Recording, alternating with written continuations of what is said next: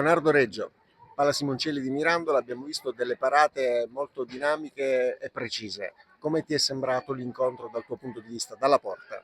Abbiamo preparato tutta settimana questa partita che, nonostante il risultato, ma anche i punti e la classifica dimostra, non era affatto scontato, perché noi arrivavamo qui con la necessità di vincere per prolungare le nostre specie di vittorie e soprattutto perché in questa fase del campionato, con la salvezza in ballo, con almeno 6 squadre, era fondamentale vincere anche questa partita.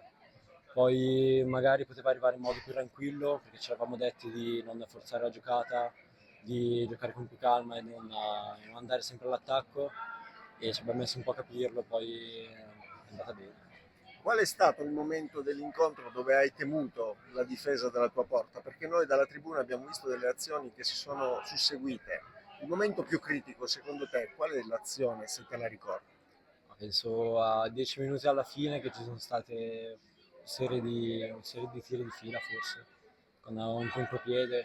E appunto ci eravamo detti di non scoprirci troppo, di non andare in 3-4 all'attacco, ma comunque di rimanere coperti e infatti non erano situazioni che non dovevamo subire.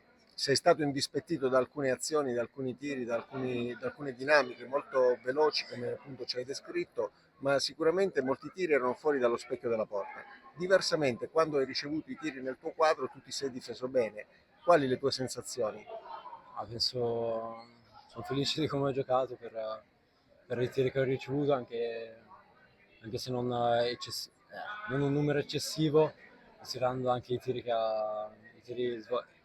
abbiamo creato noi, le situazioni che abbiamo creato, però cerco sempre di farmi trovare pronto. Bene Leonardo, la stanchezza si sente, adesso recuperiamo. Buona serata. Grazie Ciao anche a al voi. portiere Reggio.